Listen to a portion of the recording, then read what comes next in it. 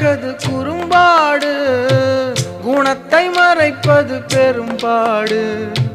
தேனுக்குள் சிக்கி சிக்கி தவிக்குது எறும்பு, எப்போது கரை வருமோ? பெண்ணோடு சிக்கி கொண்ட வாலிப கரும்பு, என்னென்ன கதைப்படுமோ? என்னமோ என்னென்னமோ எண்ணங்கள் வந்து சேலை இழுக்கிறதே. அம்மம்மோ ஆனந்தமோ முந்தானை வந்து ஆளை இழுக்கிறதே.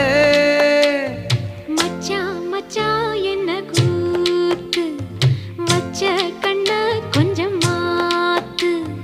கம்பங்காடு